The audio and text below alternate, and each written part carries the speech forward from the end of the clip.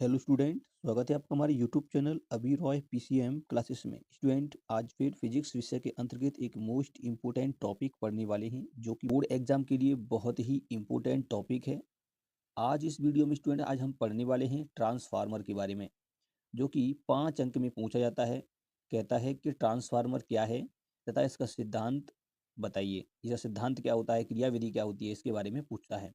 ठीक है स्टूडेंट, तो इस टॉपिक को हम आज पढ़ने वाले हैं। सबसे आसान शब्दों में इसको पढ़ेंगे। ठीक है स्टूडेंट, तो बने रहिए वीडियो की एंड तक। यदि चैनल पे नहीं हो तो चैनल को सब्सक्राइब कर लें, बेल आइकन को प्रेस कर ऑल पे जाकर क्लिक कर दें ताकि आने वाली वीडियो की नोटिफिकेशन आपको मिलती रहे।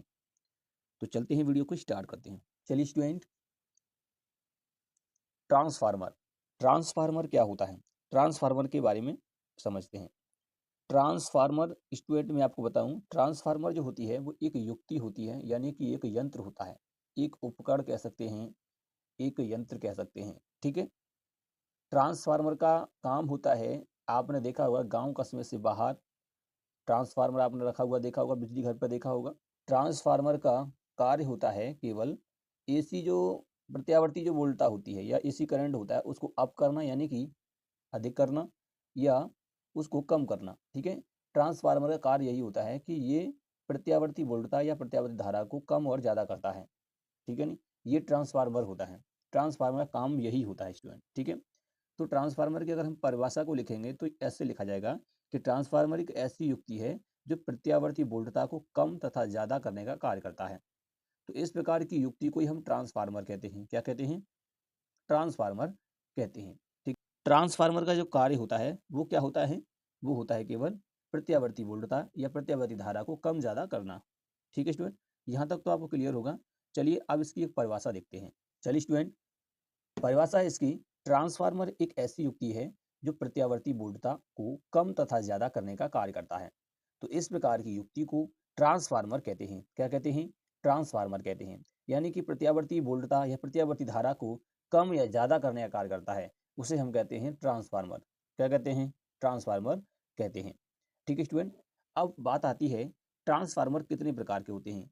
स्टूडेंट, ट्रांसफार्मर दो प्रकार के होते हैं। कितने प्रकार के होते हैं? दो प्रकार के होते हैं। एक होता है स्टेप अप ट्रांसफार्मर, दूसरा होता है स्टेप डाउन ट्रांसफार्मर। ठीक है, एक क्या होता है? स्टेप अप ट्रांसफार्मर, दूसरा होता है स्टेप डाउन ट्रांसफार्मर। यानी कि स्टेप अप ट्रांसफार्मर को हिंदी में कहा जाता है उच्चाई ट्रांसफार्मर, और स्टेप डाउन ट्रांसफार्मर को कहा जाता है अपचाई ट्रांसफार्मर। ठीक है नी, ऊंचाई से आप समझते हो यानी उच्च करना, ठीक है नी, और अपचाई से समझते हो आपको यानी कि कुछ कम करना। ठीक है नी, तो चलिए ट्रांसफार्मर के प्रकार को भी देख लेते हैं। ट्रांसफार्मर जो होते हैं वो दो प्रकार के होते हैं, step up transformer, step down transformer. उच्चाई ट्रांसफार्मर और तुम्हारा अपचाई ट्रांसफार्मर। ठीक है नी, ये दो प्रकार के ट्रांसफार्मर होते हैं। चलिए सबसे पहले हम बात करेंगे केवल ट्रांसफार्मर की, कि ट्रांसफार्मर की रचना क्या होती है उसके बारे में हम जानेंगे। उसके बाद हम देखेंगे स्टेप अप ट्रांसफार्मर क्या होता है और स्टेप डाउन ट्रांसफार्मर क्या होता है। ठीक है, चलिए सबसे पहले हम देखते हैं ट्रांसफार्मर की रचना। चलिए स्टूडेंट, ट्रांसफार्मर की रचना क्या होती है स्टूडेंट, इसमें दो क्या होती हैं, कुंडलियां होती हैं, कॉइल्स होती हैं, जो कॉपर की बनी हुई होती हैं। किसकी होती हैं? कॉपर की बनी हुई होती हैं। एक को जिसको हम कहते हैं प्राथमिक कुंडली और दूसरी होती है द्वितीयक कुंडली। प्राथमिक कुंडली से हम किसी प्रत्यावर्ती स्रोत को जोड़ा जाता है, और ये स्टूडेंट मैं आपको बता दूं ये किस प्रकार से बनाई जाती है। इस पर क्या होती हैं, ये नर्म लोहे की करोड़ होती है। जो ये वाली जो तुम्हें दिखाई दे रही है चौकोर, ये एक नर्म लोहे की करोड़ होती है जो पट्टल होती है एक तरह से, मतलब एक परत बाई परत बनाया जाता है इसको। ठीक है नी, एक नर्म लोहे की करोड़ होती है, और इस पे वार्निश कर करके इसको एक दूसरे से चिपका करके एक मोटी परत बनाई जाती है। इस प्रकार से एक मोटी परत बनाई जाती है। ठीक है, जैसा कि आपको ट्रांसफार्मर स्क्रीन पर दिखाई दे रहा होगा, इस प्रकार से इसकी रॉड जो होती है ये वाली बनाई जाती है।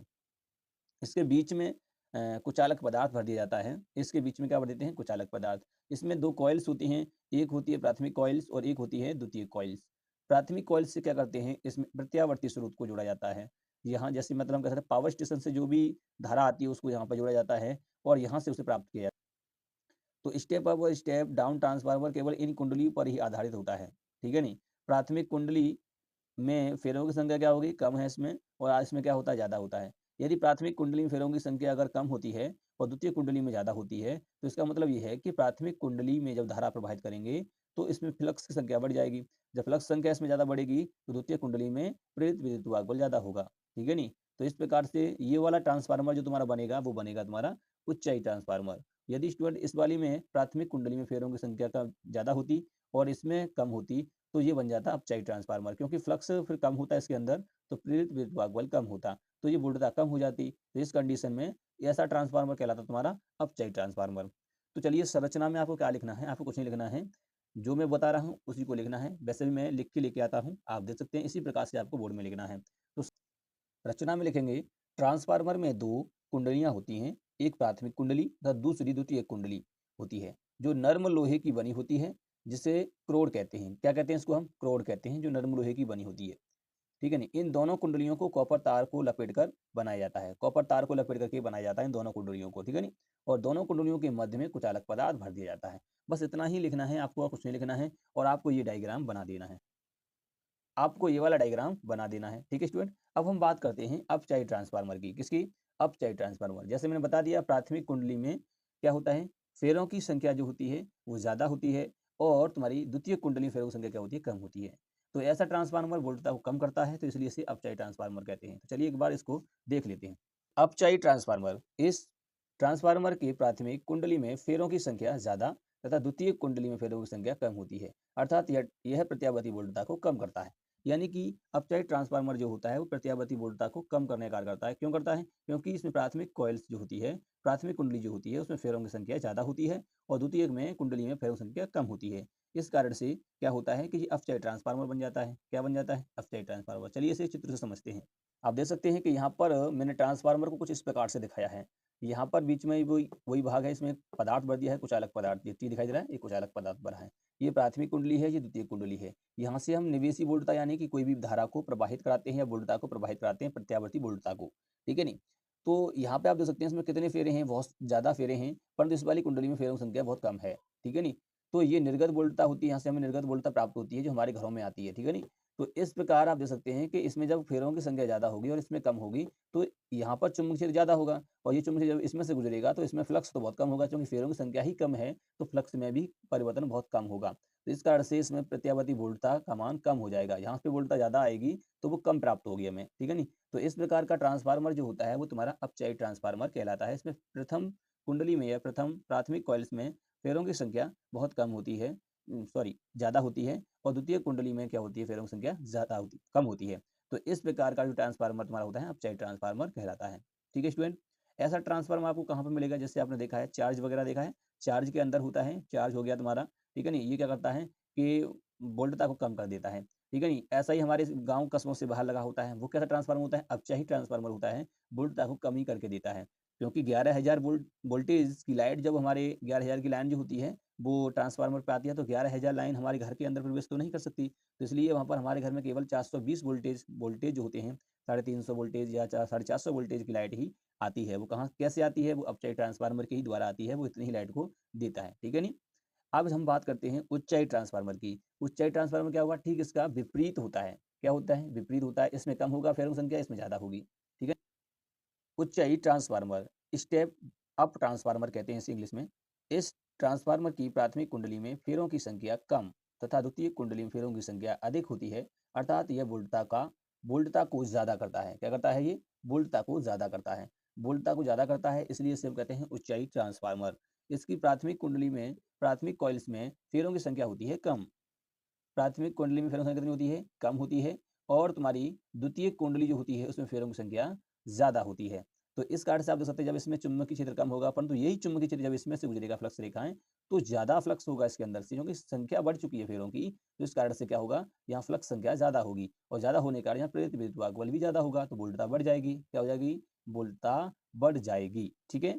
जैसे पावर प्लांट से जो लाइट बनती है वहां पर इसका प्रयोग किया जाता है, क्योंकि वोल्टता कम होती है, परंतु हमें 11,000 वोल्टेज बनाना है, गांव तक पहुंचाना है, तो क्या करना पड़ता है? हमें एसी ट्रांसफार्मर का प्रयोग करना पड़ता है, ये वोल्टता को बढ़ा देता है, ठीक है स्टूडेंट। तो इसमें क्या होता है कि प्राथमिक कुंडली में फेरों संख्या होती है कम, और द्वितीय कुंडली में फेरों संख्या होती है ज्यादा। तो इस प्रकार का ट्रांसफार्मर उच्चाई ट्रांसफार्मर कहलाता है। ये ट्रांसफार्मर केवल वोल्टता को बढ़ाता है, ठीक है नी, इस प्रकार का होता है।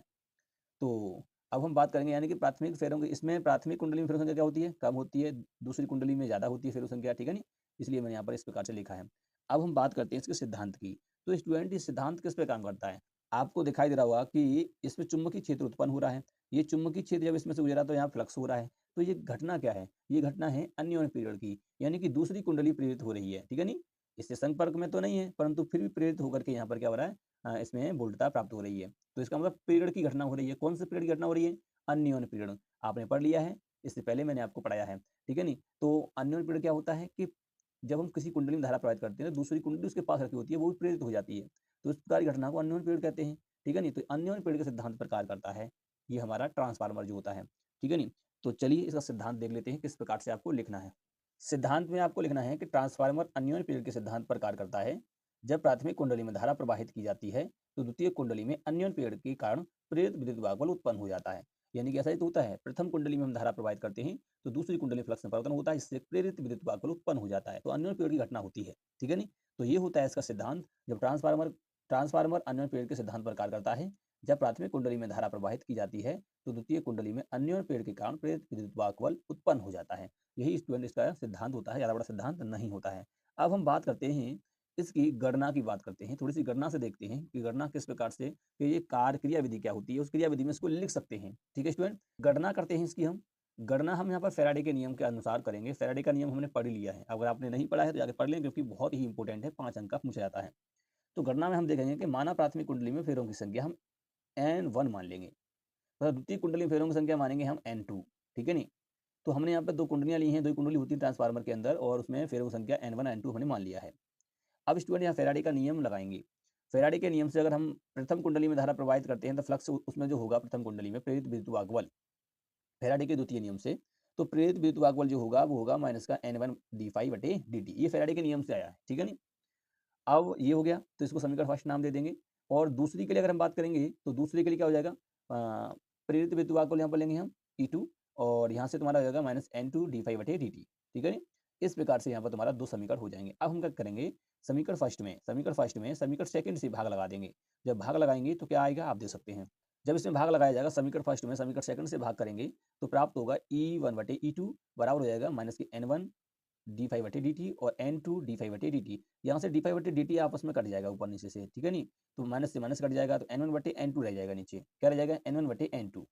चलिए अब मैं आपको इसका जो निष्कर्ष है वो बताने वाला हूँ। इससे हम प्राप्त क्या करना चाहते हैं, इससे क्या स्पष्ट होता है।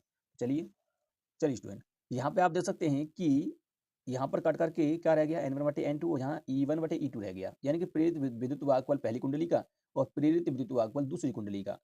पहले में कितने फेरे हैं वो, दूसरी में कितने फेरे हैं वो रह गया। यदि हम यहाँ पर केस नंबर फर्स्ट लेते हैं कि यदि N1 में फेरे संख्या ज़्यादा है N2 से, तो जब इसमें ज़्यादा होगा, जब ये ज़्यादा है तो ये भी ज़्यादा होगा। होगा ना होगा? दिखाई दे रहा है कि ऊपर एक में समानुपाती में है, बराबर में है। तो जब ये ज़्यादा होगा तो हम कह सकते हैं कि E1 ज़्यादा होगा E2 से। तो ये कैसा ट्रांसफार्मर हुआ? प्राथमिक कुंडली में मतलब प्रेरित विद्युत वाहक बल ज़्यादा है, परंतु द्वितीय कुंडली में प्रेरित विद्युत वाहक बल कम है, तो ये कम प्राप्त हो रहा है। द्वितीय कुंडली तो निर्गत होता है और प्राथमिक कुंडली निवेश होता है जो उसमें दिया जाता है, ठीक है नहीं? तो ये जो ट्रांसफार्मर तुम्हारा यहाँ पे होगा वो होगा तुम्हारा स्टेप डाउन ट्रांसफार्मर। कौन सा होगा? स्टेप डाउन, यानी कि प्रेरित विद्युत वाहक बल को कम कर रहा है, ठीक है? और यदि हम केस नंबर 2 लेते हैं कि N1 कम है और N2 ज़्यादा है, तो जब ये कम होगा तो ये भी कम होगा, परंतु ये वाला बढ़ जाएगा। फिर आपको दिखाई दे रहा है N2 बड़ा है, N2 बड़ा है तो ये बड़ा होगा ना, तो ये भी बढ़ा हुआ होगा, तो E1 से तो बड़ा होगा। तो इसका मतलब ये हो जाएगा तुम्हारा स्टेप अप ट्रांसफार्मर, ठीक है नहीं? तो ये इसकी क्रिया विधि में आप ले सकते हैं। तो आपको क्रिया विधि में सबसे पहले क्या लिखना है? सबसे पहले आपको लिखना है, तो स्टूडेंट आपको क्रिया विधि में क्या लिखना है? क्रिया विधि में लिखना है कि जब प्राथमिक कुंडली में धारा प्रवाहित की जाती है, कौन सी धारा? प्रत्यावर्ती धारा। प्रत्यावर्ती धारा प्रवाहित की जाती है तो कुंडली के अंदर चुंबकीय क्षेत्र रेखाएं उत्पन्न हो जाती है, चुंबकीय क्षेत्र उत्पन्न हो जाता है। यह चुंबकीय क्षेत्र किससे गुजरता है? द्वितीय कुंडली से गुजरता है। इससे अन्योन्य पीड़न की घटना होती है। अन्योन्य पीड़न की घटना के कारण क्या होता है? द्वितीय कुंडली में फ्लक्स में परिवर्तन होता है, जिससे प्रेरित विद्युत वाहक बल उत्पन्न हो जाता है। यह प्रेरित विद्युत वाहक बल फेरों की संख्या पर निर्भर करता है। यदि प्राथमिक कुंडली में फेरों की संख्या ज़्यादा होती है तो द्वितीय कुंडली में फेरों की संख्या कम होने के कारण प्रेरित विद्युत वाहक बल कम होता है। यदि फेरों की संख्या प्राथमिक कुंडली में कम होती है और द्वितीय कुंडली में फेरों की संख्या ज़्यादा होती है, तो इस कारण से इसमें क्या होता है? प्रेरित विद्युत वाहक बल ज़्यादा होता है, ठीक है? उसके नीचे आपको गणना लिख देना है जो मैंने बताया था आपको, और वो आपका क्रियाविधि हो जाएगा। ठीक है स्टूडेंट? तो इस प्रकार से ये क्या होती है, इसकी क्रियाविधि होती है। कुछ इसमें हानियाँ भी होती हैं।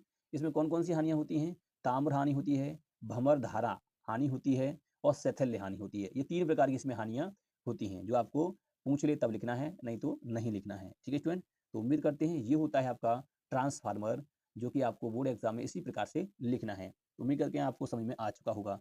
यदि वीडियो पसंद आई हो तो लाइक करें, शेयर करें, चैनल को सब्सक्राइब कर बेल आइकन को प्रेस जरूर कर दें, ताकि आने वाली वीडियो की नोटिफिकेशन आपको मिलती रहे। अब मिलेंगे नेक्स्ट वीडियो में, तब तक के लिए जय हिंद।